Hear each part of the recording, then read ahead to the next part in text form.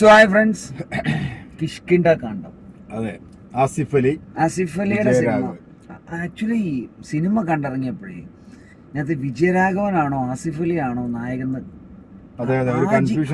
രണ്ടുപേരും പെർഫോമൻസ് രക്ഷയില്ല.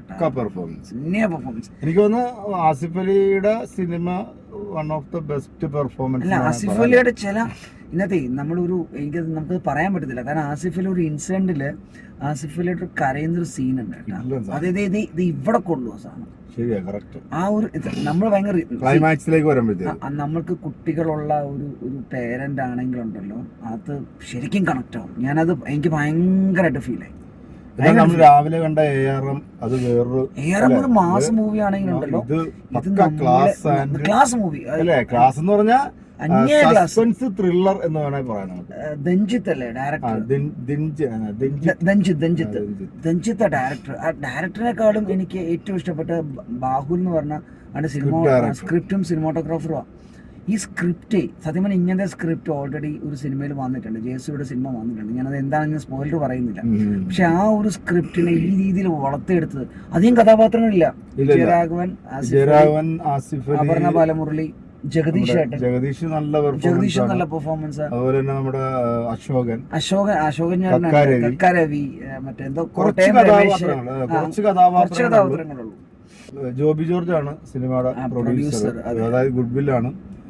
എനിക്ക് ഇതിന്റെ സിനിമോട്ടോഗ്രാഫി എനിക്ക് പല പ്രാവശ്യം നമ്മള് ചില ഈ ക്യാമറ ഒക്കെ വെച്ചിരിക്കുന്ന സാധനമില്ലേ, ഷോട്ടുകളൊക്കെ അടിപൊളി. പിന്നെ മൊത്തം കാട്ടിലാണ് എന്റെ ഷൂട്ട് മൊത്തം. അതുകൊണ്ട് തന്നെ ഭയങ്കര ഡെപ്താ ഓരോ സിനിമ കണ്ടോണ്ടിരുന്നപ്പോ ചോദിച്ചായിരുന്നു ഈ ആ ട്രെയിനിലുള്ള ആ ഒരു സീനിൽ ആ ഒരു ക്യാമറ എവിടെ വെച്ചിരുന്നു. നമുക്ക് ഭയങ്കര അതിശയം. അന്യായിട്ടാ ക്യാമറ, സിനിമാറ്റോഗ്രാഫി ഒക്കെ സൂപ്പർ ആയിട്ടുണ്ട്.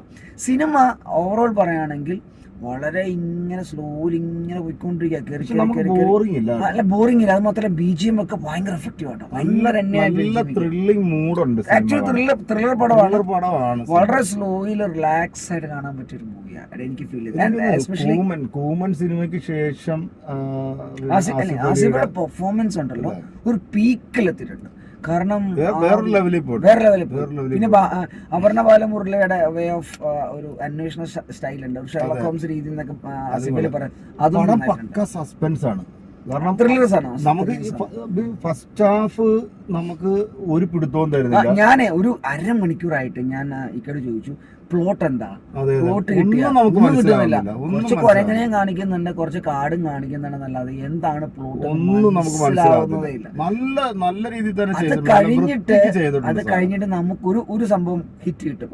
ഇതാണ് സിനിമയുടെ കഥ. പിന്നെ വഴി മാറും, പിന്നെയും തിരിച്ചു വരും. ആ ഒരു വിജയരാഘവൻ വേറെ ലെവല് കേട്ടോ, ഒരു രക്ഷയില്ല കേട്ടോ. പുള്ളിയുടെ ക്യാരക്ടർ എന്താ പറയാ, ഇപ്പം ഈ അടുത്തിടയ്ക്ക് വന്നിട്ടുള്ള ഒട്ടുമിക്ക സിനിമകളും പുള്ളി വ്യത്യസ്തമായിട്ടുള്ള ഇത് ചെയ്തെങ്കിൽ ഇത് അതുക്കും മേലെ എന്ന് പറയാം. വിജയരാഘവൻ അദ്ദേഹം അങ്ങനത്തെ ഒരു കലാകാരനാണല്ലോ. 70 വയസ്സുള്ള ആളായിട്ടും 60 ഇതിനകത്ത് 70 വയസ്സാന്നാ പറയുന്നത്. 70 ഇടയ്ക്ക് ഒരു 40-50 വയസ്സായിട്ട് കാണിക്കുന്നുണ്ട് ആർമിക്കാരൻ. അങ്ങനെ ഒന്ന് മാറാനായിട്ട് ഈ മനുഷ്യനെ മാത്രമേ പറ്റുള്ളൂ കേട്ടോ. അത് ഗംഭീര പെർഫോമൻസ്. ഓവറോൾ എനിക്ക് സിനിമ ഒരു ക്ലാസിക്കൽ ആണെങ്കിലും അപർണ ബാലമുരളി ആണെങ്കിലും അതുപോലെ അശോകനാണെങ്കിലും അശോകൻ ഒരു പോലീസ് ഓഫീസറായിട്ടാണ് വരുന്നത്. പോലീസ് സ്റ്റേഷനും ഫോറസ്റ്റും ഒക്കെ service based government police, forest department, പിന്നെ ഫോറൻസിക് ഡിപ്പാർട്ട്മെന്റ്, ബാലിസ്റ്റിക് ഡിപ്പാർട്ട്മെന്റ്, അങ്ങനെ ഒരു സാധനത്തെ ഇങ്ങനെ കറക്കി ഇങ്ങനെ കൊണ്ടുപോകുന്നതാണ് കേട്ടോ. അവസാനം വരെ നമ്മളെ ഇങ്ങനെ ഇരുത്തുന്നു.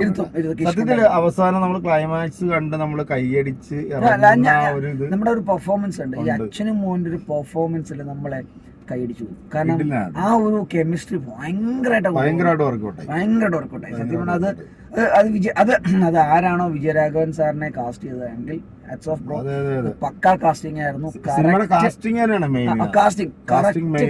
എനിക്ക് അത് തന്നെ പറയാം. എനിക്ക് ആ സിനിമയുടെ ഏറ്റവും ഇഷ്ടപ്പെട്ട എന്റെ കാസ്റ്റിംഗ് ആണ്, അതിന്റെ സിനിമോട്ടോഗ്രാഫിയാണ്.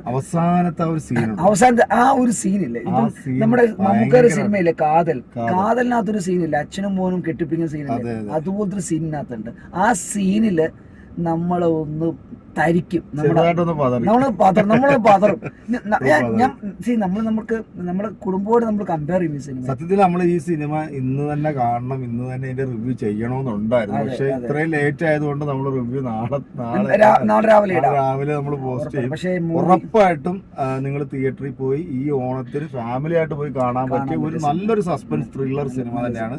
അത് ഏറ്റവും എടുത്തു പറയേണ്ടത് വിജയരാഘവൻ, ആസിഫ് അലി എന്ന് പറയുന്ന പെർഫോമൻസ് ഒരു രക്ഷയില്ല, വേറെ ലെവലാണ്.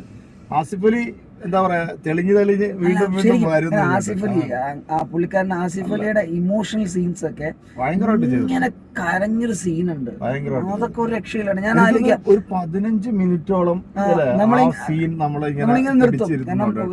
സൈലന്റ് ആണ് തിയേറ്റർ ആ സമയത്ത്. അത് എൻഡത്തിന് നമുക്കറിയാം ഇതൊരു അഭിനയമാണ്, സിനിമയാണ്. പക്ഷെ എന്നാലും നമ്മളതിലൊന്നും നമ്മുടെയൊക്കെ ജീവിതത്തിൽ നമ്മൾ പറഞ്ഞ പോലെ ഭയങ്കരമായിട്ട് കണക്റ്റഡ് കുട്ടികളുണ്ടെന്നുണ്ടെങ്കിലുണ്ടല്ലോ നമുക്ക് അത് കണക്റ്റഡ് ആവും. അത്രേ ഉള്ളൂ മെയിൻ ആയിട്ട്. സിനിമ എനിക്ക് പേഴ്സണലി ഇഷ്ടപ്പെട്ടു. സിനിമകളുടെ ഒരു ഗുണം ഇതാ, ചെറിയ ബഡ്ജറ്റിൽ ഹിറ്റ് അടിക്കാൻ കപ്പാസിറ്റി ഉള്ള ഡയറക്ടേഴ്സ് ഉള്ള ഒരു ഇൻഡസ്ട്രിയാണ് മലയാള ഇൻഡസ്ട്രി. അതെ, ആ ഇൻഡസ്ട്രിയാണ് മലയാള ഇൻഡസ്ട്രി. അത് ഈ സിനിമ